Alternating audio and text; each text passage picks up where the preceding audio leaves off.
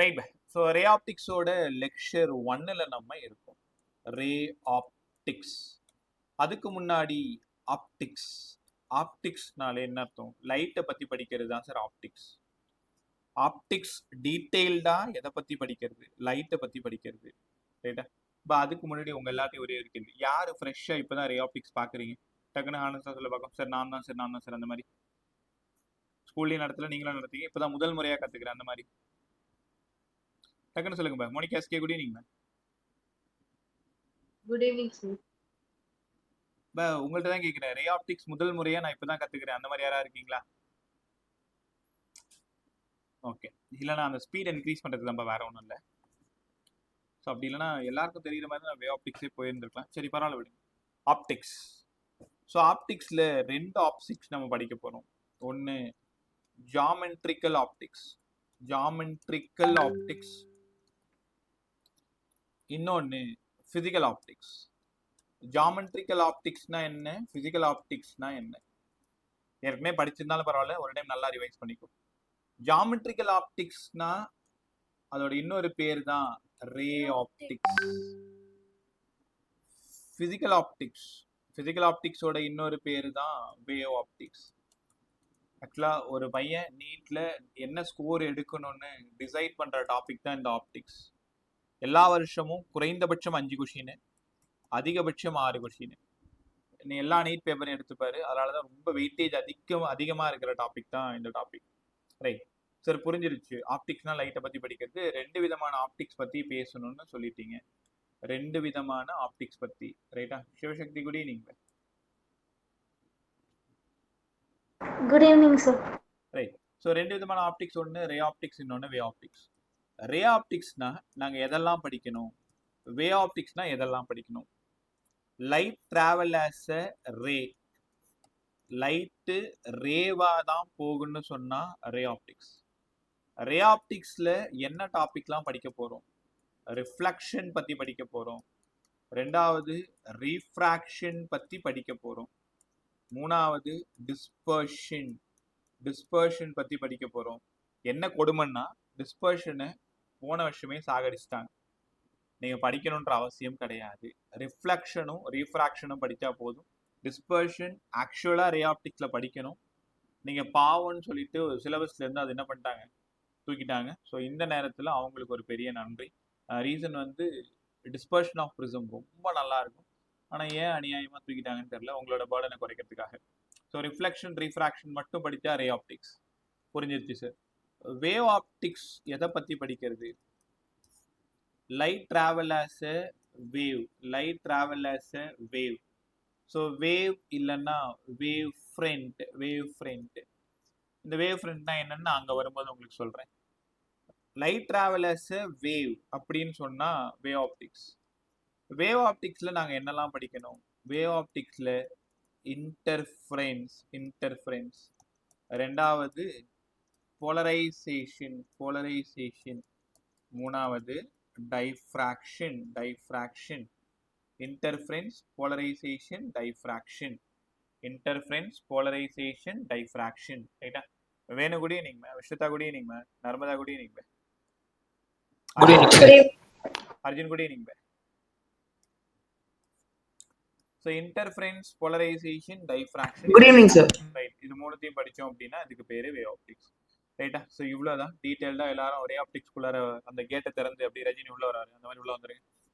அதில் முதலாக படிக்கும் பொழுது ரிஃப்ளெக்ஷன். ஸோ ரிஃப்ளெக்ஷன் சின்ன பிள்ளைலேருந்து இங்கே படிச்சுதான். இன்சிடென்ட் ரே, ரிஃப்ளெக்டட் ரே. என்ன ஆங்கிளில் படும், என்ன ஆங்கிளில் வெளில வரும். இப்போ கொஞ்சம் ஃபாஸ்ட்டாக போகிறேன். என்ன ஆங்கிளில் படும், என்ன ஆங்கிளில் வெளில வரும். ஆங்கிள் ஆஃப் இன்சிடென்ட்ஸும் ஆங்கிள் ஆஃப் ரிஃப்ளெக்ஷனும் ஈக்குவலாக இருக்கும். அப்படி இருந்தா ரே ஆப்டிக்ஸ். சரி, ரிஃப்ளெக்ஷன். லா ஆஃப் ரிஃப்ளெக்ஷன் என்ன சொல்லுது? Incident ray, reflected ray and normal line. இதான் normal line. are all lie in same plane. Incident ray, reflected ray and normal line are all lie in same plane. So angle of incidence equal to angle of reflection. Right sir, கற்றுக்கிட்டோம். அதுக்கு முன்னாடி ஒரு mirror some ஒன்று, அதுக்கு முன்னாடி இந்த clock some ஒன்று. இப்போ clock problem. So clock problem பாருங்களேன். கிளாக் ப்ராப்ளம் என்ன சொல்லுதுன்னா, இப்போ ஒரு மிரர் இருக்குன்னு வச்சுக்கோங்களேன், ஒரு பிளேன் மிரர் உங்க வீட்ல இருக்கிற பிளேன் மிரர். இந்த பிளேன் மிரர்ல ஒரு கிளாக்க கொண்டு போய் நீ காமிக்கிற. அந்த கிளாக்ல எக்ஸாக்ட்டா டைம் வந்து 3:00. 3:00 ஆகிற கிளாக்க கொண்டு போயிட்டு உன் மிரருக்கு முன்னாடி காமிக்கிற. ஸோ மிரருக்கு முன்னாடி காமிச்சேன் அப்படின்னா அது லேட்ரலி இன்வெர்டட். லேட்ரலினா புரியலையே சார். இப்படி ஆறு காமிச்சீங்கன்னா உங்களுக்கு கண்ணாடியில் இப்படி காமிக்கும். இப்போ நம்மலாம் பார்த்துருப்போம், ஷர்ட் பாக்கெட் நம்ம லெஃப்ட்ல இருக்கும், கண்ணாடியில் பார்க்கும்போது ஷர்ட் பாக்கெட் ரைட்ல இருக்கும். பார்த்துருப்பீங்க எல்லாருமே. இப்போ இங்கே 3:00 காமிக்குதுன்னா அப்படியே லேட்ரலி இன்வெர்டட் 9:00 காமிக்கும். 9:00 காமிக்கும். அந்த கிளாக் டைம் தான் நம்ம கற்றுக்க போகிறோம். சரி, எப்படி சார் கற்றுக்கிறது? இப்போ ஆப்ஜெக்டோட டைம் வந்து 3, இமேஜோட டைம் வந்து 9. எப்படி சார்? அப்போ என்ன பண்ணணும்னா வெறும் ஹார் மட்டும் இருந்தா, ஒன்லி ஹார் மட்டும் இருந்ததுன்னா இமேஜோட டைம் வேணும். அப்போ இதுக்கு நான் 2 காலமா பிரிச்சுக்கிறேன். பொறுமையா கத்துக்கிட்டே வா. 2 காலமா பிரிச்சுக்கிறேன். ஒன்னு வந்து ஆப்ஜெக்டோட டைம், இன்னொன்னு வந்து இமேஜோட டைம். ஒன்னு வந்து ரியல் கிளாக், இது இமேஜோட. ஸோ இமேஜோடது 9 அப்படின்னா இங்க 12ஆல மைனஸ் பண்ணிடணும் 3:00. இப்போ உங்களோட கிளாக்ல 9:00 காமிக்குது. ஆக்சுவலா உங்க கிளாக்ல 9:00. அதை கொண்டு போயிட்டு நீ மிரருக்கு முன்னாடி காமிச்சுன்னா கரெக்டா அந்த பெரிய முள்ளும் சின்ன முள்ளும் இருக்கிற இடம் என்ன ஆயிடும்? இப்போ 9:00 நீங்க காமிக்கிறீங்க, கண்ணாடிக்குள்ளார இருக்கும் இல்லையா, அதுல பாத்தீங்கன்னா 3:00 இருக்கும். சரி, ஒருவேளை ஹார் ஓகே. என் டைம் வந்து இப்போ 10:45 சார். இப்போ என்ன பண்ணுவீங்க? இப்போவும் ஸ்மார்ட்டா 12 ஹாரை 11 ஹார் 60 மினிட்னு எழுதுவேன். அப்ப இங்க இருந்து 10:45 மைனஸ் பண்ணா 1:15 காமிக்கும். அப்ப என்ன அர்த்தம்? ஹாரும் மினிட்டும் இருந்தது அப்படின்னா 11:60 இருந்து மைனஸ் பண்ணணும். 11 ஹார் 60 மினிட். மேல முன்னாடி ஒரு கோடு போட்டா 60 மினிட், 2 கோடு போட்டா செகண்ட். 11 ஹார் 60 மினிட் அதுல இருந்து 10:45 மைனஸ் பண்ணா 1:15. இப்போ என்ன அர்த்தம்? உன் கிளாக்ல 10:45 ஆகுது. அதை கொண்டு போயிட்டு மிரருக்கு முன்னாடி காமிச்சிங்கன்னா அந்த மிரர்ல இருக்கக்கூடிய இமேஜோட டைரக்ஷன், அந்த இமேஜ்ல இருக்கிற சின்ன முள்ளும் பெரிய முள்ளும் கரெக்டா பாயிண்ட் அவுட் பண்ணீங்கன்னா 1:15 காமிக்கும். நம்மளனா எடுத்து போய் பாரு. சார், ஒருவேளை 10 ஹார் 45 மினிட்ஸ் 40 செகண்ட் இருக்கு. இப்ப கிளாக்ல இப்ப அந்த மிரர்ல என்ன காமிக்கும்? 12 எப்படி எழுதலாம்? 11:16 எழுதலாம். இன்னும் கொஞ்சம் ஸ்மார்ட்டா எப்படி எழுதலாம்? 11 ஹார் 59 மினிட் 60 செகண்ட். இதுவும் 12 தான். நீ நம்மளனாலும் இதுவும் 12 தான், இதுவும் 12 தான். 11 மணி நேரம் 60 நிமிஷம், 12 மணி நேரம், 11 மணி நேரம் 59 நிமிஷம் 60 நொடி, அதுவும் 12 தான். கத்துக்கிட்டீங்களா? அப்படிங்க வாங்க. இங்க இருந்து 10:45 போட்டீங்கன்னா 20 ஆயிடும். 4 1 இங்க இருந்து 1. அப்ப கிளாக்ல என்ன காமிக்குன்னா 1 ஹார் 14 மினிட் 20 செகண்ட். நான் திரும்பவும் சொல்றேன், கேட்ட சம் ஆல்ரெடி. ஹார் மட்டும் கொடுத்துருந்தாங்கன்னா 12ஆல மைனஸ் பண்ணு. ஹார் மினிட் இருந்ததுன்னா 11:60ஆல மைனஸ் பண்ணுங்க. ஹார் மினிட் செகண்ட் இருந்ததுன்னா 11:59:60ஆல மைனஸ் பண்ணுங்க. சும்மா ஒரு பேசிக் சம்பர். கத்துக்கிட்டீங்களா? ரைட். அடுத்தது Yamuna, good evening. Sharan, good evening.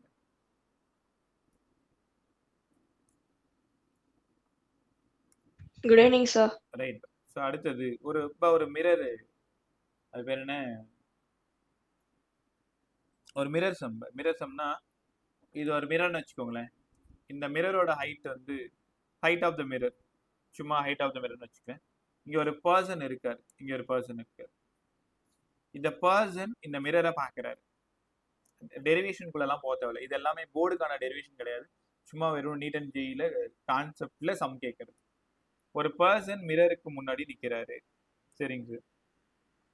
இப்போ அந்த மிரரோட ஹைட் என்னவா இருந்தா அந்த பர்சனோட உருவம் முழுசா தெரியும்? ஒரே ஃபார்முலா தான். Height of the mirror equal to height of the mirror, ஒரு ரிவிஷன் மாதிரி ஞாபகம் வச்சுக்கோங்க. 1/2 times of height of the person. Height of the mirror equal to 1/2 times of height of the person. அப்படின்னா நான் கரெக்டா 6 feet ஒரு பேஜுக்கு வச்சுக்கலாமா? 6 feet தான். நான் கரெக்டா 6 அடி இருக்கேன் அப்படின்னா நான் ஒரு கண்ணாடிக்கு முன்னாடி போய் நிக்கிறேன். கண்ணாடிக்கு முன்னாடி போய் நிக்கிறேன். என்னோட உருவம் முழுசா தெரியணும். எதுல? மிரர்ல. என்னோட உச்சம் தலையில இருந்து உள்ளங்கால் வரைக்கும் தெரியணும். தலையில இருந்து கால் வரைக்கும் தெரியணும். அப்ப அந்த மிரரோட ஹைட் என்னவா இருக்கணும்? கரெக்டா 3 ஃபீட்டா இருக்கணும். இதான் ஃபார்முலா. இதுக்கெல்லாம் டெரிவேஷன் இருக்கு, போட்டு பார்க்கணும்னு அவசியம் இல்லை. இது போர்டுக்கு தேவையில்ல. height of the mirror 1/2 times of height of the person. Height of the mirror 1/2 times of height of the person. Height of the mirror 1/2 times of height of the person. நல்லா கத்துக்கிட்டீங்களா? அர்ஜிதா good evening.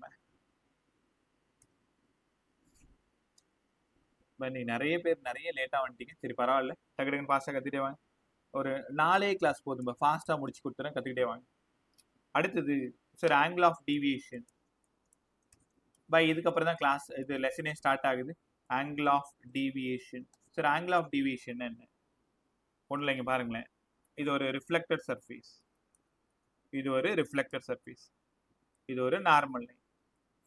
இங்க ஒரு ரே வந்து incident ஆகுது, படுது. Angle of incident I. அப்படின்னா angle of reflection R இந்த இடம் reflected ரே.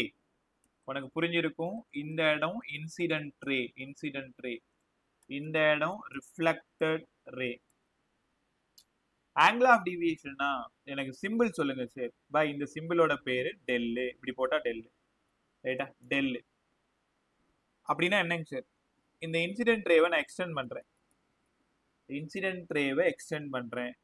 பண்ணிட்டேன்னா இப்போ என்ன அர்த்தம்னா, இன்சிடென்ட் ரேவை எக்ஸ்டெண்ட் பண்ணனா இதுதான் இனிஷியல் ரேவோட டைரக்ஷன்.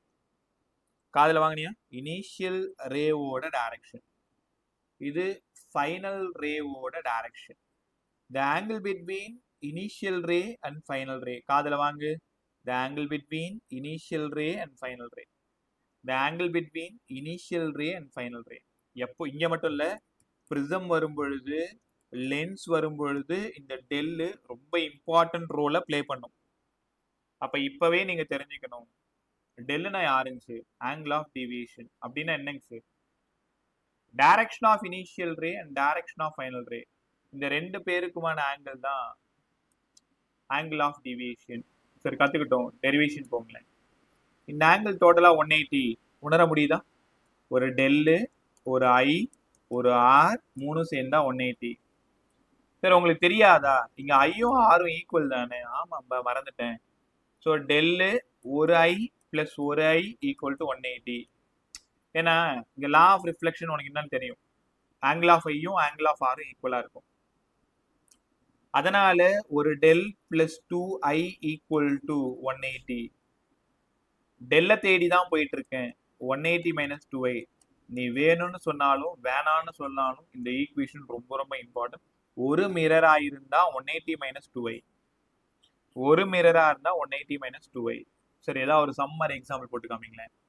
ஒன்றும் இல்லை, ஒரு பிளேன் மிரர். இந்த பிளேன் மிரரோட angle of incidence 30 degree. Find the angle of deviation கேட்குறோம். இது ரிஃப்ளெக்டட் ரே, இது டைரக்ட் ரே. அப்போ இந்த இடம் தான் அவங்க கேட்குறாங்க. அப்போ ஷியரா இது 30. இப்போ பார்த்தாலே உனக்கு தெரிஞ்சு போச்சு 120. ஏன்? ஏன்னா இது டோட்டலாக 180. 180ல 60 போயிடுச்சு. அப்போ 120 தானே? ஃபார்முலா படி போட்டா 180 மைனஸ் 2 இன்ட்டு 30 60. 180 மைனஸ் 60, அதனால 120. ஸோ ஒரு மிரரா இருந்தா நல்லா கத்துக்கோங்க. ஒரு மிரரா இருந்தா டீவியேஷனுக்கான ஃபார்முலா 180 மைனஸ் 2i. ஒரு மிரரா இருந்தா 180 மைனஸ் 2i. ஒரு மிரரா இருந்தா 180 மைனஸ் 2i. நல்லா கத்துக்கிட்டீங்களா? அங்கிருந்து நம்ம போறது ரெண்டு மிரருக்கு போறோம். சரி, ரெண்டு மிரரா இருந்தா என்ன செட் பண்றது? ஒரே நிமிஷம் வாங்களேன். நேற்று சம்ஸ் எல்லாம் புரிஞ்சிருக்கும்னு நினைக்கிறேன். அவ்வளோ சம் போட்டு காமிச்சிருந்தேன். நேற்று அட்டன் பண்ண அத்தனை பேருமே அதை நல்லா கற்றுருந்துருப்பீங்க. ஒரு டைம் ரிவிஷன் பார்த்துக்கோங்க. அதுக்கப்புறமா ஏற்கனவே சொன்ன மாதிரி இன்னைக்கு நைட் ஒரு டெஸ்ட், நாளைக்கு நைட். நான் நிறைய சொல்லலை, 10 பேப்பர் இருக்கு. ஆனால் நீங்கள் 2-3 பேப்பர் எதனா கூட எனக்கு சந்தோஷம். தேவைன்றவங்க சரி எனக்கு மட்டும் டெஸ்ட் ஓப்பன் பண்ணுங்கன்னா நான் 10 டெஸ்ட்டையும் ஓப்பன் பண்ணி விடுறேன், ரைட்டா? ஸோ உங்களுக்காக தான் அது வாங்கினது. என்ன வருத்தம்னா அது அட்டன் பண்ண மாட்டீங்க. 7 பேர் தான் நேற்று அட்டன் பண்ணீங்க. இதுக்கு முன்னாடியும் மேக்ஸிமமே 10 பேர் தான் அட்டன் பண்ணியிருக்கீங்க. மொத்தம் ஆக்சுவலாக என்கிட்ட 37 பேர் இருக்கீங்க. அட்டன் பண்ணுறது என்ன 10 பேர் தான் அட்டன் பண்ணீங்கன்னு வச்சுக்கோங்களேன். நீ சின்ன பிள்ளையா இருந்தால் உன்னை கூப்பிட்டு நான் கண்டிச்சு கேட்பேன். உனக்கு தெரியும், ஆனாலும் அதை கண்டுக்க மாட்டேற. வேற வேற வேலையில பிஸியா இருக்கன்ற. பட் நான் கேட்கறது உங்ககிட்ட இருந்து பெர் டே 3 மினிட்ஸ் மட்டும் தான் கேட்குறேன். பட் அது நீ எவ்வளோ மாறினாலும் ஸ்கோர் எடுப்ப, 0 கூட எடு, எனக்கு அதை பற்றி கவலை இல்லை. பட் அந்த கொஷினை ரீட் பண்ணுன்றதுக்காக தான் டெஸ்ட் கொடுக்கறது. ஒரு ஒரு ஸ்டாண்டர்ட் கம்பெனிலேருந்து ஒரு யூனிட்டுக்கு 200 கொஷின் சொல்லிட்டு 20 கொஷின் இருக்கிற மாதிரி ஒரு பேப்பர் பர்ச்சேஸ் பண்ணியிருக்கு. நீ நம்ம மட்டும் 18,000 கொடுத்து உங்களுக்காக தான் அதை பர்ச்சேஸ் பண்ணது, நம்ம பிராண்ட் போட்டு பண்ணது. இந்த ஆப்போட வேல்யூமே 27,000, அதுவுமே உங்களுக்காக தான் பண்ணது. சரி டெஸ்ட் வைக்கலன்னு சொல்றீங்களன்றதுக்காக. பட் வைக்கும் பொழுது அதை அட்டென்ட் பண்ணணும்னா ஐயோ இது பண்ணாமலே நம்ம இருந்திருக்கலாமே அப்படின்னா கிட்டத்தட்ட அரௌண்ட் இப்போ 40,000 கிட்ட. பணம் இம்பார்ட்டன்ட் இல்லை, பட் அதை நீங்கள் செய்யலைன்றது அவ்வளோ பெரிய வருத்தமாக இருக்குது. இதுக்கப்புறம் அப்படி நடந்துக்காத. ஒரு ½ அன் ஹவர் மட்டும் ஒரு டெய்லி 20 கொஸ்டின் எவ்வளோ நேரம் ஆகுது, அதில் அட்டன் பண்ணுறவங்க எல்லாருமே இந்த 25 நிமிஷம் 20 நிமிஷம் அப்படி தான் இருக்கீங்க. சீக்கிரமாக முடிச்சிடலாம். ட்ரை பண்ணி பாருங்க, இப்போ வேஸ்ட் பண்ணிடாதீங்க. சோர்ஸ் உங்களோட தானே, நீங்கள் தான் எனக்கு காசு கொடுக்குறீங்க, அந்த காசில் தான் அது வாங்கினது. ஆக்சுவலாக அது உங்களோடது தானே அது. ஸோ அப்புறம் உங்களோடதையும் நீங்கள் எப்படி வீணாக்குவீங்க? ரைட். ஸோ ஒரு மிரராக இருக்கும் பொழுது 180 - 2i கற்றுக்கிட்டோம். சார் ஒருவேளை 2 மிரராக இருந்தால் என்ன பண்ணும்? இந்த சம்மன் நல்லா கவனிங்க. இங்கே ஒரு பிளேன் மிரர் இந்த மாதிரி கோடு போட்டோம் அப்படின்னா இது ஒரு பிளேன் மிரர், அதாவது ரிஃப்ளெக்டட் சர்ஃபேஸ்னு அர்த்தம். இந்த மாதிரி கோடு போட்டால் இது இன்னொரு மிரர்னு அர்த்தம். இது மிரர் 1, இது மிரர் 2ன்னு அர்த்தம். ரைட்டா? நல்லா கற்றுக்கிட்டே வாங்க. மிரர் 1ஓட நார்மல் ரே. மிரர் 1ல் ஒரு ரே படுது, ஆங்கிள் ஆஃப் இன்சிடென்ஸ் ஐ, பட்டு ரிஃப்ளெக்ட் ஆகுது ஆர். அப்போ இதோட டீவியேஷன் பார்த்ததும் சொல்லிடுவீங்க, சார் இந்த இடம் del1. ரெண்டாவது மிரரோட இன்சிடென்ட் ரே, ஃபர்ஸ்ட் மிரரோட ரிஃப்ளெக்டட் ரே தான் ரெண்டாவது மிரரோட இன்சிடென்ட் ரே. இப்போ இது நார்மல் லைன், செகண்ட் மிரரோட நார்மல் லைன், இது ரிஃப்ளெக்டட் ரே. இந்த இடம் I' R' எடுத்துக்கலாமா? அப்போ இந்த இடம் del2ன்னு எடுத்துக்கலாமா? ரெண்டாவது மிரரோட டீவியேஷன் del2, ஃபர்ஸ்ட் மிரரோடது del1. உங்களுக்கு தெரியுமா, ஆங்கிள் பிட்வீன் த மிரர் தான் தீட்டா. இந்த கான்செப்ட்ல தீட்டா ரொம்ப ரொம்ப இம்பார்ட்டன்ட். அப்போ டோட்டல் டீவியேஷன் வேணும்னா 2 டீவியேஷனையும் நம்ம ஆட் பண்ணணும், del1 + del2. எது போர்டுக்கு தேவையான டெரிவேஷன் மட்டும் டீச் பண்ணுறேன். பட் இந்த மாதிரி அப்ளிகேஷன் கொஷினுக்கு நான் டேரெக்டாக தான் போயிட்டு இருக்கேன். அதுதான் உனக்குமே நல்லது. நான் என்ன டெரிவேஷன் போடுறேனோ அதை மட்டும் படி போதும். இந்த மாதிரி டேரெக்டாக சொல்றதெல்லாம் டேரெக்டாக ஞாபகம் வச்சுட்டு சம்ம போட்டு பார்த்துக்க. ஸோ ரெண்டுத்தையும் ஆட் பண்ணால் del1 + del2. அப்போ 2 மிரராக இருந்தா 360 - 2 தீட்டா. இங்கே நீங்கள் ஒரு சின்னதாக ஒரு தப்பு பண்ணுவீங்க, அது என்னன்னு நான் சொல்லிடுறேன். ஒரு மிரராக இருந்தா 180 - 2i. இந்த ஐ யார் அப்படின்னா ஆங்கிள் ஆஃப் இன்சிடென்ஸ். 2 மிரராக இருந்தா 360 - 2 தீட்டா. இந்த தீட்டா யார் அப்படின்னா ஆங்கிள் பிட்வீன் த 2 மிரர். அப்போ இந்த இடத்துல நீங்கள் என்ன உணரணும்னா, 2 மிரராக இருக்கும் பொழுது இன்சிடென்ட் ஆங்கிளையோ ரிஃப்ளெக்ட் ஆங்கிளையோ பார்க்கக்கூடாது. ஆங்கிள் பிட்வீன் த 2 பிளேன் மிரரை தான் பார்க்கணும், theta. Angle between 2 plane mirror.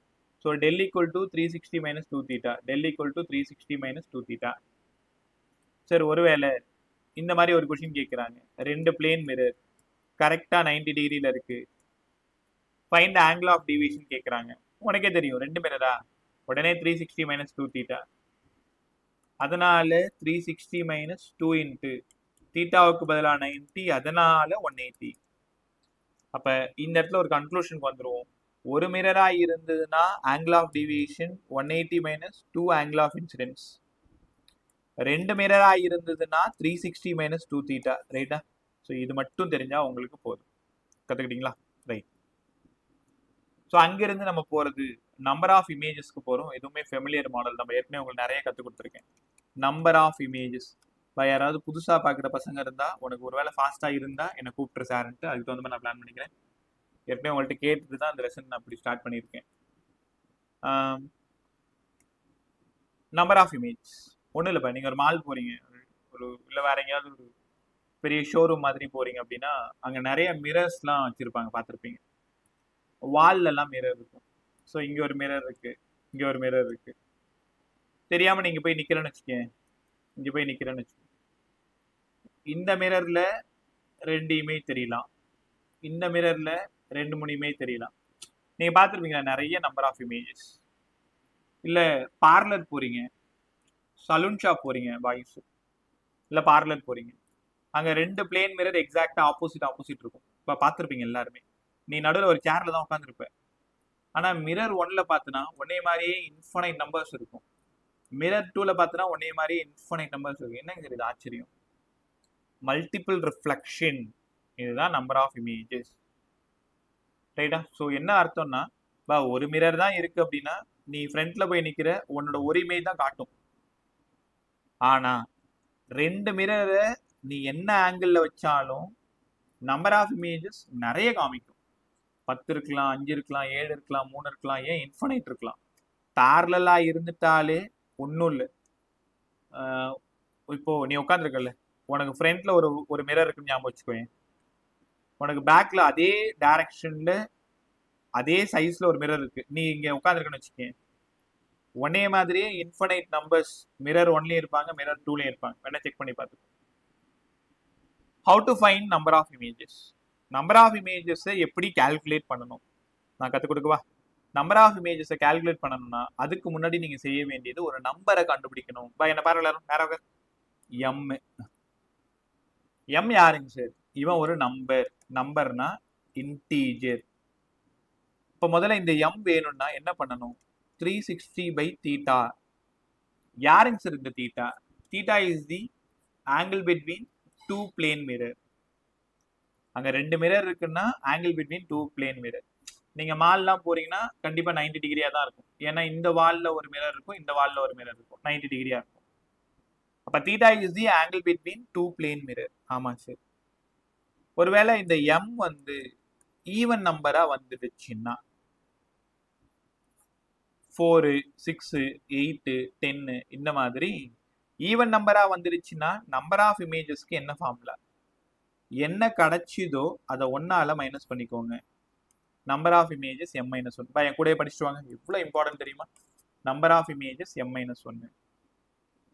முதல்ல நம்பர் ஆஃப் இமேஜஸ் கேட்டாங்கன்னா டைரக்டா உங்களால நம்பர் ஆஃப் இமேஜஸ் போக முடியாது. நீங்க முதல்ல எம்னு ஒரு ஆளை கண்டுபிடிக்கணும். அதுல 2 சிக்கல் இருக்கு. ஒருவேளை அவன் ஈவனா இருந்துட்டான்னா பிரச்சனை இல்லை, ஈஸியா வந்துருவீங்க. இப்ப 10 இருந்தா நம்பர் ஆஃப் இமேஜஸ் 9, 8 இருந்தா 7, 4 இருந்தா 3. எம்மோட வேல்யூ ஈவன் நம்பரா இருந்தா நம்பர் ஆஃப் இமேஜஸ் m-1. ஆமா சார். சார் ஒருவேளை இந்த எம் நம்பர் ஒற்றை இலக்க எண்ணா இருந்தா என்ன பண்றது? அது என்னங்க சார் ஒற்றை இலக்க எண்? ஆட் நம்பர்ல. ஸோ ஆட் நம்பரா இருந்ததுன்னா 3, 5, 7 அந்த மாதிரி இருந்தா என்னங்க சார் பண்றது? அங்கேயும் ஒரு சின்ன சிக்கல் இருக்கு.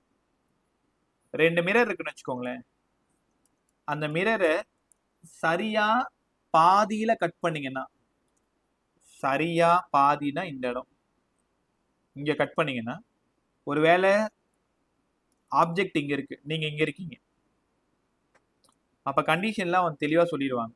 2 மிரருக்கு கரெக்டா பைசெக்ட்ல நீங்க இருந்தீங்கன்னா, ஆன் பைசெக்ட் பாயில ஒருவேளை 3 வந்துருச்சு, 5 வந்துருச்சு, 7 வந்துருச்சுன்னா உடனே கூட உங்களால போய் டிக் பண்ண முடியாது. நீ அவனை பார்த்து கேட்கணும், இமேஜ் ஆப்ஜெக்ட் எங்க சார் இருக்கு? ஆன் பைசெக்ட்ல இருக்கா, நாட் ஆன் பைசெக்ட்ல இருக்கா? ஆன் பைசெக்டா இருந்தா ஒரு ஃபார்முலா, நாட் ஆன் பைசெக்டா இருந்தா வேற ஒரு ஃபார்முலா. இப்ப பாருங்களேன், இப்ப இது ஒரு மிரரா, இது ஒரு மிரரா, கரெக்டா இந்த பைசெக்டா? ஒருவேளை ஆப்ஜெக்ட் இங்க இருக்கு, ஆமா இது ஆன் பைசெக்ட், இது நாட் ஆன் பைசெக்ட். நான் சொல்லவா? ஆன் பைசெக்டா இருந்தா ஈவனுக்கு என்ன போட்டீங்களோ அதே தான். நல்லா கத்துக்கோங்க, ஈவனுக்கும் ஆன் பைசெக்டுக்கும் ஒரே ஃபார்முலான்னு கத்துக்கணும். நாட் ஆன் பைசெக்டா இருந்தா உனக்கு என்ன கிடைச்சதோ அத்தனை இமேஜ் தான் அப்படியே இருக்கும். 7ஆ இருந்தா 7, 6, 5ஆ இருந்தா 5, 3ஆ இருந்தா 3. அப்ப ஆட் நம்பரா வந்துட்டாலும் உடனே போய் டிக் பண்ணக்கூடாது. உடனே நீ கேட்கணும் ஆப்ஜெக்ட் எங்க இருக்கு. ஆன் பைசெக்டா உடனே ஈவன் ஃபார்ம்ல ஞாபகம் வச்சுக்கோ. இப்போ வரைக்கும் நான் நோட்ஸ் பார்க்காம சொல்லி தரேன்னா இந்த மாதிரி சின்ன சின்ன விஷயத்தை தான் ஞாபகம் வச்சுக்கிறது. கண்ண முன்னாலே எனக்கு அப்படியே அந்த அந்த என் நோட்ஸ்ல இருக்கிற அந்த ஸ்கிரீன் அப்படியே ஓடியாந்துரும். ஏன்னா எத்தனை வருஷம் பார்க்குறேன்ல, 7 வருஷமா ஒரே ஸ்கிரீன். ஆட் நம்பரா, ஆன் பைசெக்டா, அப்படியே ஈவனுக்கு இருக்கிற அதே ஃபார்முலா தான், n=m-1. நாட் ஆன் பைசெக்டா, n=m. கத்துக்கிட்டீங்களா? சரி, ஒரு சம் ஒன்று போட்டு காமிங்களேன். நல்லா கவனிங்க. இப்போ 3 ஃபார்முலா கற்றுக் கொடுத்துட்டேன். 3 ஃபார்முலானா ஆக்சுவலாக 2 தான், அது 3ஆ நம்ம ஞாபகம் வச்சுக்கணும். ஒன்று ஈவனா இருந்தாலும் ஆன் பைசெக்டா இருந்தாலும் ஒரே ஒரு ஃபார்முலா, n-க்கு பதிலாக m-1. அடுத்தது பைசெக்ட்ல இல்லை, நாட் ஆன் பைசெக்டா இருந்தா என்ன வருதோ எம் அதான் நம்பர் ஆஃப் இமேஜஸ். சரிங்க சார். இப்போ யாராவது ஆன்சர் சொல்ல ட்ரை பண்ணுங்க. ரெண்டு பிளேன் மிரர் எக்ஸாக்டா 40 டிகிரியில் இருக்கு. ஆன் பைசெக்டா இருந்தா நம்பர் ஆஃப் இமேஜஸ் எனக்கு வேணும். நாட் அண்ட் பைசெக்டா இருந்தா நம்பர் ஆஃப் இமேஜஸ் எனக்கு வேணும். ஒருவேளை ஈவனா இருந்தாலும் எனக்கு வேணும். உங்களோட வேலை தான்.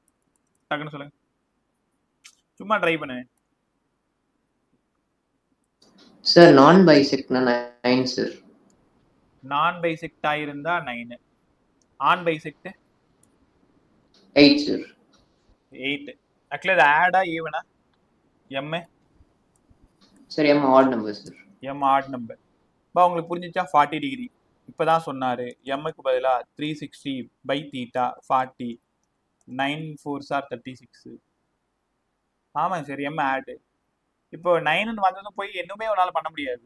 அதுக்கப்புறம் நீ திருப்பி அவங்கள்ட்ட கேட்கணும், ஆன் பைசெக்ட்ல இருக்கா நாட் ஆன் பைசெக்ட்ல இருக்கா? ஆன் பைசெக்டா இருந்தால் n-1 m-1 8, நாட்னா 9. கற்றுக்கிட்டீங்களா? அதே இங்கே பாருங்களேன், ஏற்கனவே இதை நான் ஃபர்ஸ்ட் டைம் நடத்தணும் போதே சொன்னது தான். இப்போ உங்கள் ரூம் பாருங்களேன், உங்கள் ரூம் பாருங்க, சுற்றி சுற்றி பாருங்க. இதுவும் இப்போ நீங்கள் உட்காந்துருக்க, உன் ஃப்ரண்ட்ல இருக்கிற வால், உன் லெஃப்ட்ல இருக்கிற வால், உன் ரைட்ல இருக்கிற வால், உன் பேக்ல இருக்கிற வால். எப்படியும் உங்கள் வீட்டில் இப்படி தான் இருப்பீங்க. ஏதோ ஒரு ரூமில் உட்காந்துருப்பீங்க. உன் ஃப்ரண்ட்ல ஒரு வால் இருக்கும், ஒரு பேக்ல ஒரு வால் இருக்கும், உன் லெஃப்ட்ல ஒரு வால் இருக்கும், ரைட்ல இருக்கிற வால்.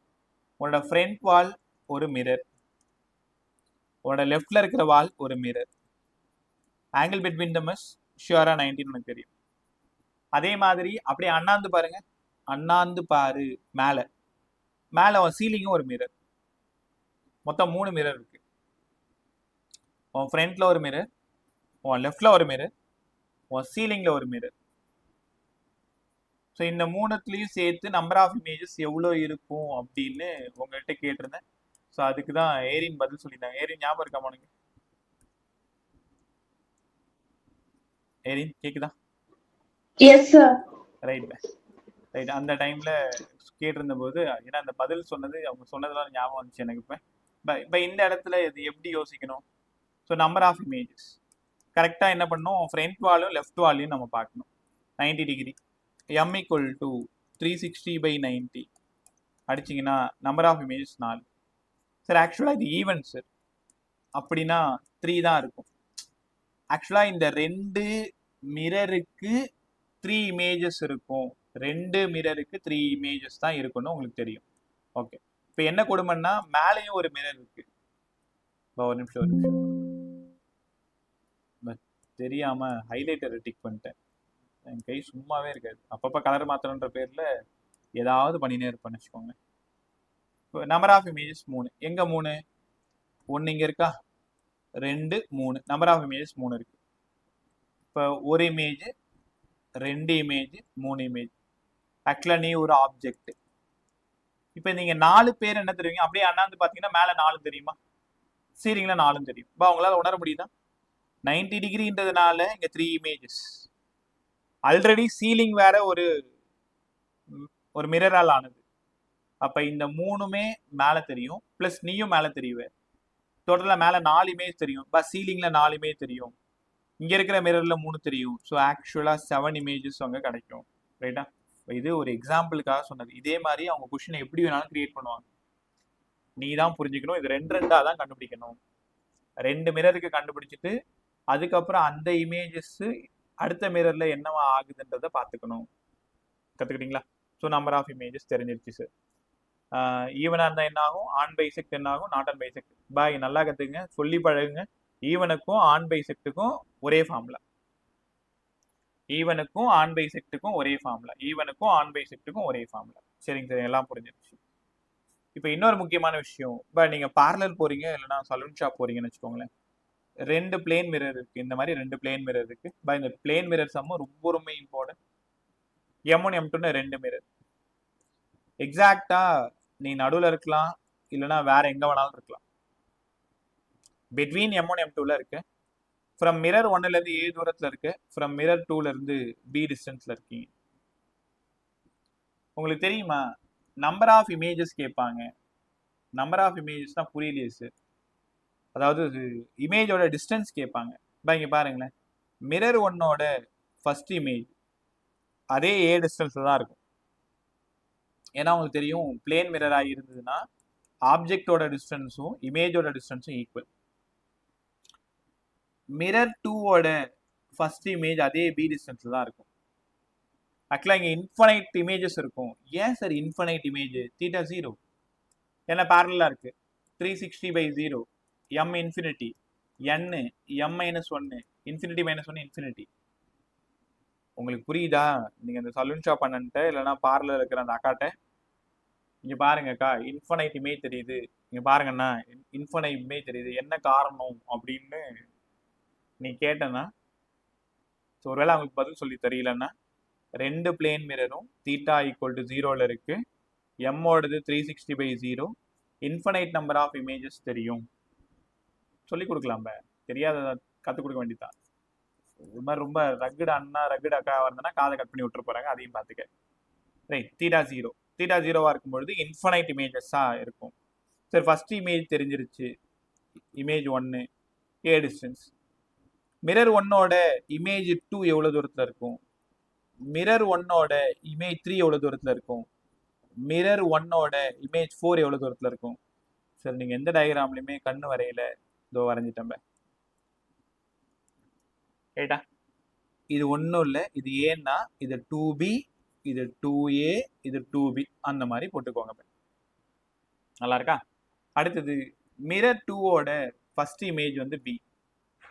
இப்போ மிரர் 2ஓட செகண்டு, மிரர் 2ஓட 3, மிரர் 2ஓட 4, I1', I2', I3', I4'. ஒரு வித்தியாசம் காமிக்கிறதுக்காக மிரர் 2ஓடது. அப்போ இங்கே என்ன வரணும்? 2A, 2B, 2Aன்னு ஞாபகம் வச்சுக்கணும். ரைட்டா? இப்போ உங்களுக்கான கேள்வி, நீங்க தான் இப்போ பதில் சொல்லணும். என்னெல்லாம் சார் கேட்பாங்க?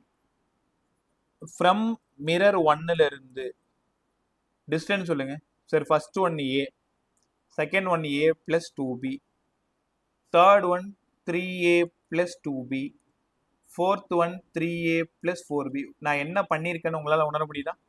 இது A, ஏல ஏவையும் ஒரு 2B ஆட் பண்ணிக்கும். A 2A 3A + 2B, 3A + 4. இது வந்து ஃப்ரம் மிரர் 1ல இருந்து 4வது இமேஜ் சொல்லுங்க, ஃப்ரம் மிரர் 1ல இருந்து 5வது இமேஜ் சொல்லுங்கன்னா இந்த ஆர்டர்ல தான் நீங்க கண்டுபிடிக்கணும். ஆமா சார், புரிஞ்சிருச்சு. ஃப்ரம் M2ல இருந்து சொல்லுங்க. B, B + 2A, 3B + 2A, 3B + 4A. என்ன வேணாலும் கேட்கலாம், மாற்றி மாற்றி கேட்பாங்க. ஃப்ரம் மிரர் 1ல இருந்து தேர்ட் இமேஜ், மிரர் 2ல இருந்து ஃபோர்த் இமேஜ் எவ்வளோ டிஸ்டன்ஸ் இருக்கு, அது மட்டும் கேட்டால் பரவாயில்ல. மிரர் 1ஓட ஃபர்ஸ்ட் இமேஜுக்கும் மிரர் 2ஓட ஃபர்ஸ்ட் இமேஜுக்கும் என்ன டிஸ்டன்ஸு பார்த்தாலே தெரிஞ்சிச்சு. ஒரு A, ஒரு A, 2A, ஒரு B, ஒரு B, 2B. அப்போ I1'க்கு 2A + 2B சார். ஆமாம்ப. அப்போ 2 × A + Bன்னு என்னோட கம்ஃபர்ட்டுக்கு நான் எழுதிக்கிறேன். மிரர் 1ஓட செகண்ட் இமேஜ், மிரர் 2ஓட செகண்ட் இமேஜ் போர்டு மேலே போட்டிருக்க பாருங்க. மிரர் 1ஓட ஃபர்ஸ்ட், மிரர் 1ஓட செகண்டு, மிரர் 2ஓட செகண்டு, அப்படியே ஆட் பண்ணி பாருங்க. எங்கெல்லாம் B இருக்கு? ஒரு 2B, 3B, 4B, 1A, 2A, 4A. அப்படின்னா ரெண்டாவது இமேஜுக்கான டிஸ்டன்ஸ் 4 × A + B. அப்போ மூணாவதுக்கு I3, I3' பார்த்ததுமே சொல்லிடுவீங்க 6 × A + B. சரி, இது ஷார்ட்டா ஏதாவது பண்ணுங்களேன். அப்போ IN, IN', 2N A + B சரியா இருக்குமான்னு பாருங்க. N 1ன்னு கொடுங்க, first to first 2 × A + B, second to second 2 2s are 4, third. அப்போ மிரர் 1ஓட nth இமேஜ், மிரர் 2ஓட nth இமேஜ் டிஸ்டன்ஸ் என்னவா இருக்கும்?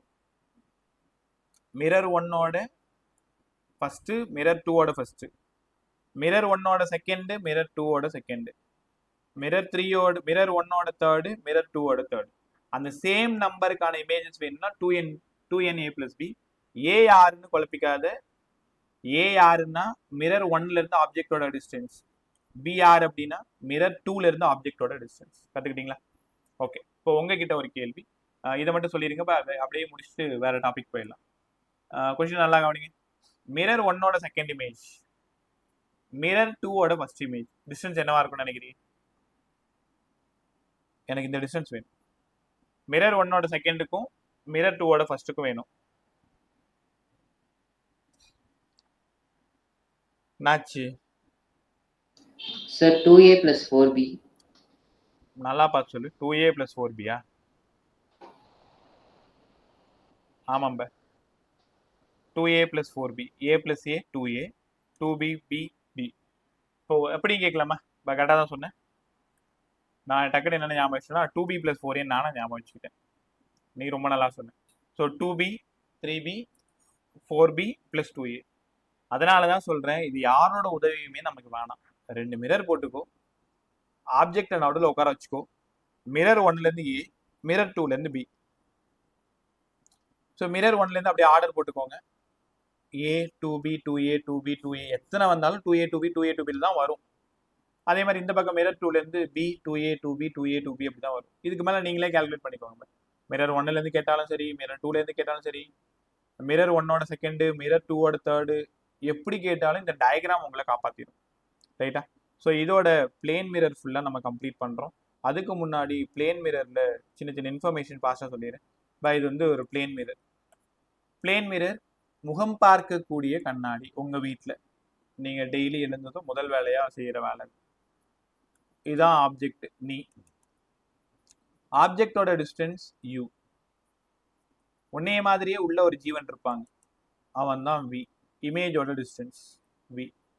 Object O, image I. Sir அப்படின்னா ஆப்ஜெக்டோட டிஸ்டன்ஸும் இமேஜோட டிஸ்டன்ஸும் ஈக்குவலா இருக்குன்னு சொல்ல வரீங்களா? ஆமா. நீ என்ன செக் பண்ணிக்கோ. ஒரு மிரருக்கு முன்னாடி போய் நிக்கிற, ஒரு பேச்சுக்கு உன்னோட ரைட் ஹேண்ட் இருக்கு இல்லையா, மிரரை டச் பண்ண ஒரு ரைட் ஹேண்டால, ரைட் ஹேண்டோட டிஸ்டன்ஸ் தான் உள்ள இருக்கிற இமேஜுக்கும் இருக்கும்.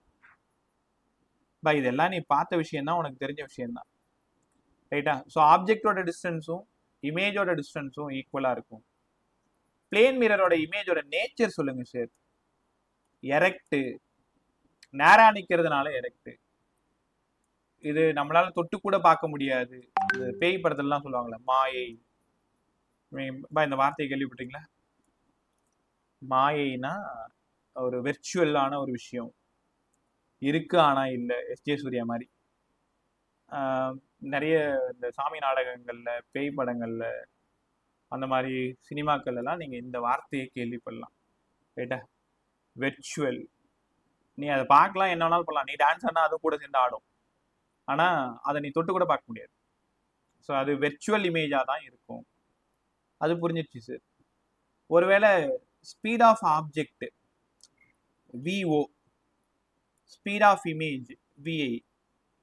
இங்கே தான் ஒரு சின்ன விஷயம் நீங்க புரிஞ்சுக்கணும். Speed of object with respect to mirror. மிரரை பொறுத்து உன்னோட ஸ்பீடு 4 இருந்தா, speed of image with respect to mirror ஈக்குவலா தான் இருக்கும்.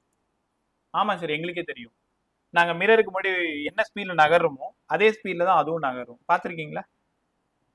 கண்ணாடிக்கு முன்னாடி நின்று நீ ஒரு 4 மீட்டர்/செகண்ட்ல உள்ள நடையேன், உள்ளார இருக்கிற இமேஜும் ஒன்னைய மாதிரியே 4 மீட்டர்/செகண்ட்ல நடந்து வரும். என்ன, ஷர்ட் பாக்கெட் மட்டும் சேஞ்ச் ஆயிருக்கும். லேட்ரலி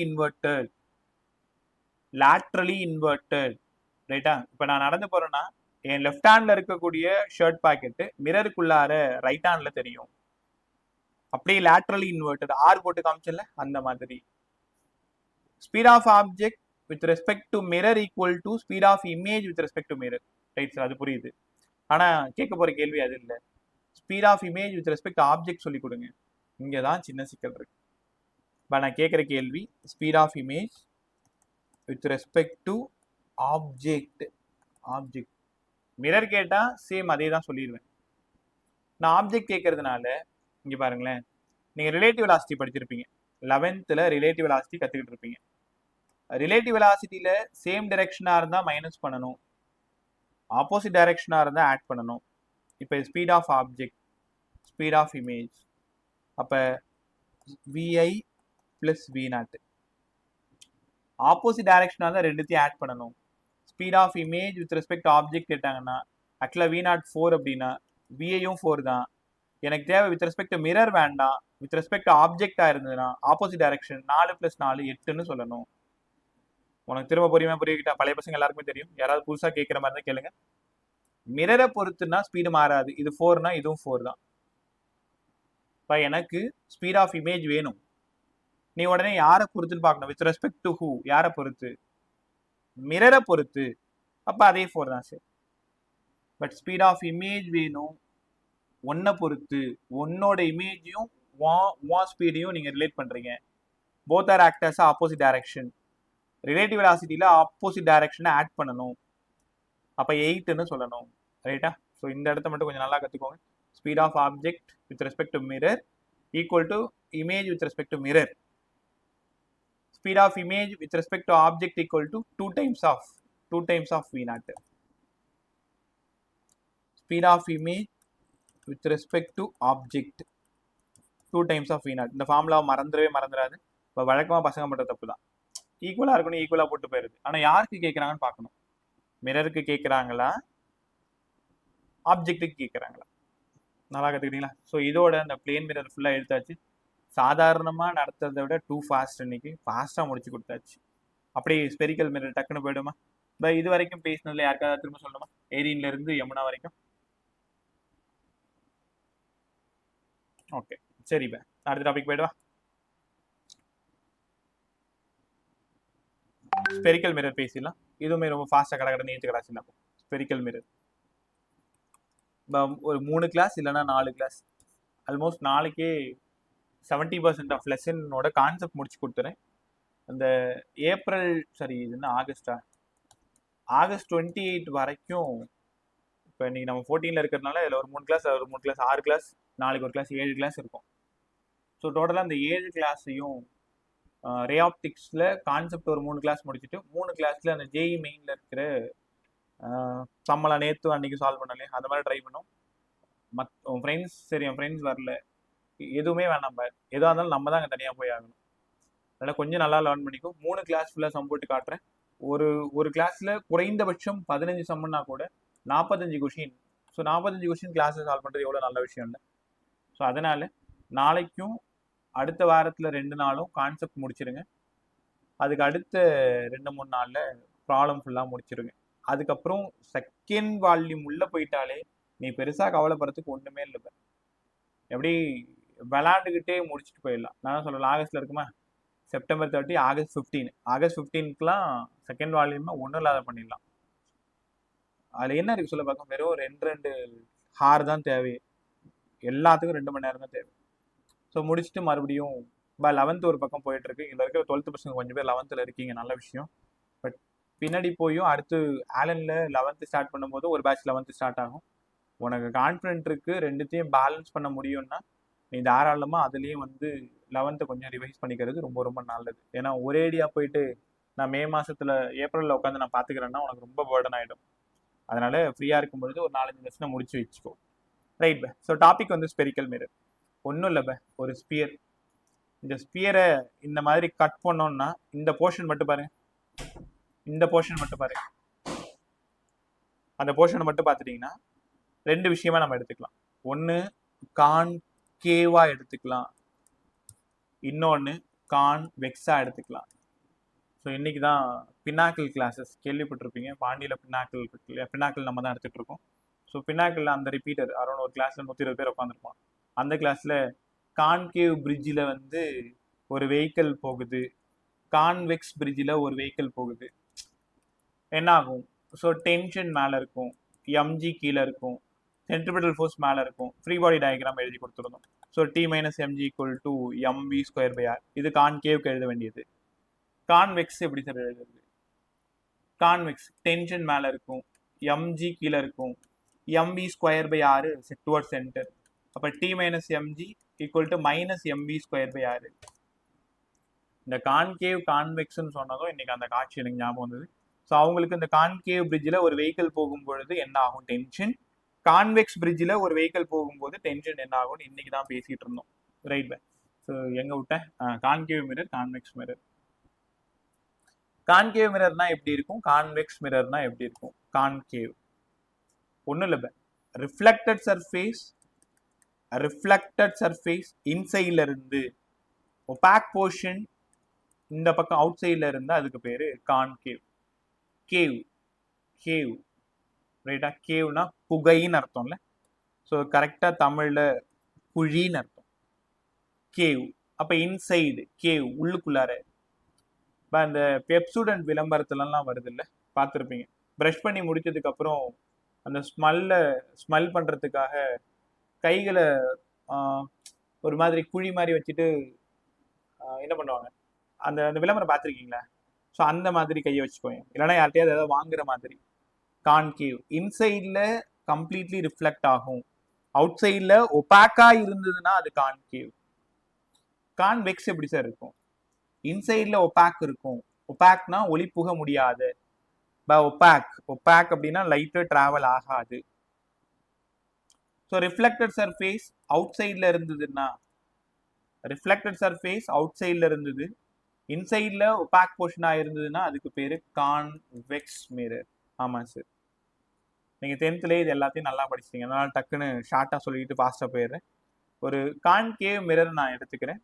ஸோ கான்கேவ் மிரர்ல இந்த இடம் பார்த்தா போல்னு உனக்கு நல்லா தெரியும். ஆமா சார். இந்த ஸ்பியரை கம்ப்ளீட் பண்ணீங்கன்னா இந்த இடம் சென்டர் ஆஃப் கர்வேச்சர்னு நல்லா தெரியும். ஆமாங்க சார். சென்டர் ஆஃப் கர்வேச்சர்ல பாதி தான் அட் ஃபோக்கஸ்னு உனக்கு நல்லா தெரியும். சென்டர் ஆஃப் கர்வேச்சர்ல இருந்து போலுக்கான தூரம் தான் ரேடியஸ் ஆஃப் கர்வேச்சர். போலுக்கும் எஃப்க்குமான தூரம் தான் எஃப், ஃபோக்கல் லென்த். அப்ப இதுவும் அதே எஃப் தானா சார்? ஆமா. அப்போ ஒரு ஆர் வேணும்னா 2 எஃப்ஆ. அப்ப ரேடியஸ் ஆஃப் கர்வேச்சருக்கும் ஃபோக்கல் லென்த்துக்கும் என்னப்பா ரிலேஷனு? R/2. பட் டக்குன்னு படிங்க. ஃபோக்கல் லென்த்துக்கும் ரேடியஸ் ஆஃப் கர்வேச்சருக்கும் என்ன ரிலேஷன்? R/2. புரிஞ்சிருச்சு. உங்களுக்கு தெரியுமா, இங்க 2 ரே ரொம்ப ரொம்ப இம்பார்ட்டன்ட்.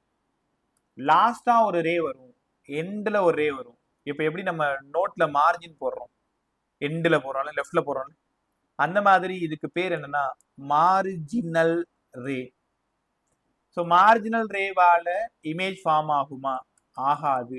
No image formation. இப்போ நல்லா கத்துக்குங்க, மார்ஜினல் ரேவால இமேஜ் ஃபார்ம் ஆகாது. சரிங்க சார். இந்த ஆக்சிஸ்க்கு பக்கத்திலே ஒரு ரே போகும், இங்க போய் பட்டு ரிஃப்ளெக்ட் ஆகும், இங்க ஃபார்ம் ஆகுமா? இதுக்கு பேரு பாராக்சியல் ரே. நான் முன்னாடி நடத்தும் போது ரே டயக்ராம்லாம் சூப்பரா போட்டு காமிச்சு சொல்லி கொடுத்துருந்தேன். பட் இப்போ எல்லாம் ஆல்ரெடி படிச்சதுனால நான் டக்குன்னு ஃபாஸ்டா ஈக்குவேஷன் போயிட்டு சம் எப்படி போடணும்னு கற்றுக் கொடுத்துறேன். ஸோ பாராக்சியல் ரே இமேஜ் ஃபார்ம் ஆகிறதுக்கு பாராக்சியல் ரே தான் காரணம். இமேஜ் ஃபார்ம் ஆகிறதுக்கு காரணம். மார்ஜினல் ரே இமேஜ் ஃபார்ம் ஆகிறதுக்கு காரணம் இல்லை. சரிங்க சார், இதெல்லாம் புரிஞ்சிருச்சு. இது ஆல்ரெடி நாங்கள் 10th படிச்சதுனால எங்களுக்கு தெரியும், நீங்கள் ஒன்றும் புதுசாலாம் சொல்லலை. வேற ஏதாவது கொஞ்சம் புதுசாக சொல்லுங்களேன். ஒரு 8:15 வரைக்கும் உட்காருங்க, ஸ்பெரிக்கல் மிரரையும் இழுத்து கொடுத்துறேன். அப்புறம் நாளைக்கு உங்களுக்கு இன்னும் ஈஸியாக இருக்கும், ரைட்டா? ஸோ அதனால் அவசரப்பட்டு ஓடிடாது.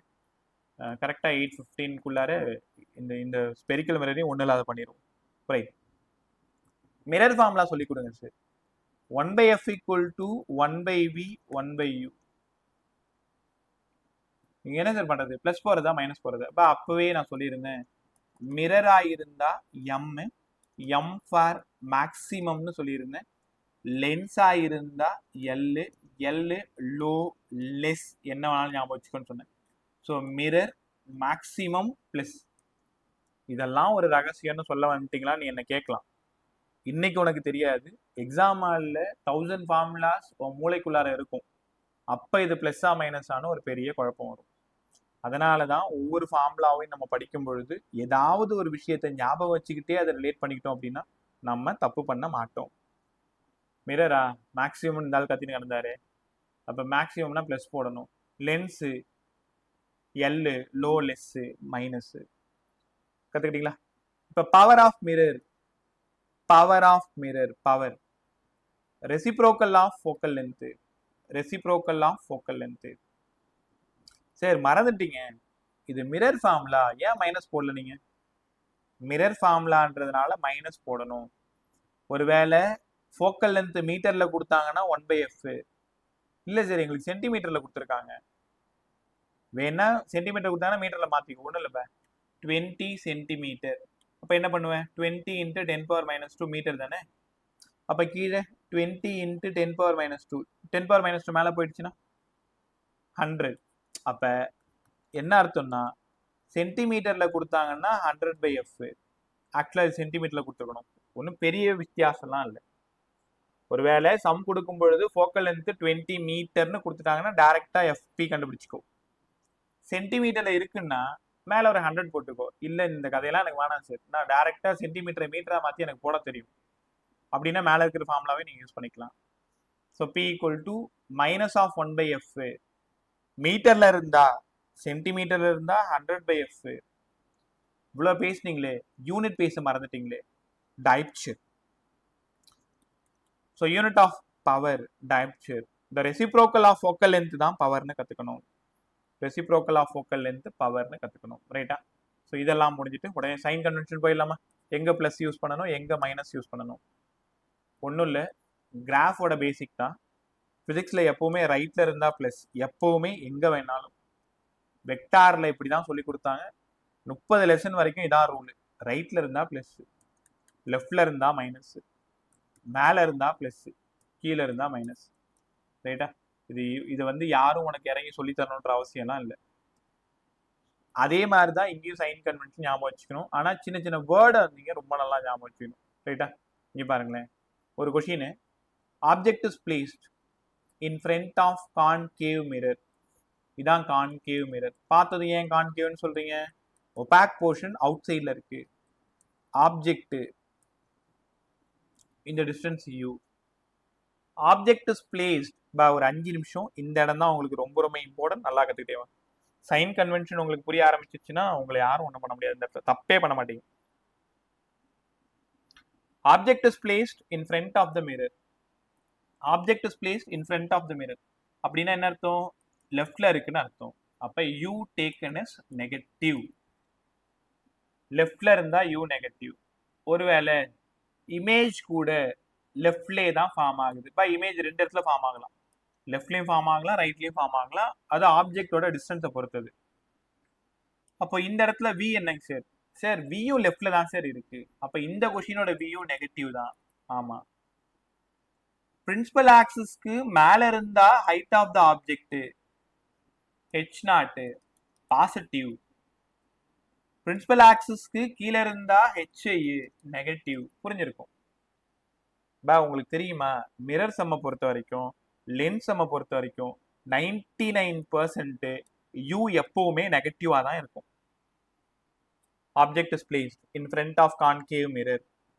Object is placed in front of convex mirror. Object is placed in front of concave lens. Object is placed in front of convex lens. In ஃப்ரண்ட்னு வந்துட்டாலே u நெகட்டிவ் தான். ஒருவேளை இமேஜ் எப்படி ஃபார்ம் ஆகுதோ அதை பொறுத்து தான் v பாசிட்டிவா நெகட்டிவான்னு எழுதணும். கற்றுக்கிட்டீங்களா? அப்படியே கொஞ்சம் கீழே வாயேன். இங்கே ஒரு கான்கேவ் லென்ஸ், அட் ஃபோக்கஸ் இங்கே இருக்கு. Object is placed between pole and focus. அப்போ ஷியராக உனக்கு தெரியும் இமேஜ் வந்து பிஹைண்ட் த மிரர் ஃபார்ம் ஆகும். இந்த இடத்துல சைன் கன்வென்ஷன் சொல்லுங்க. இருங்க சார், நானே சொல்கிறேன்.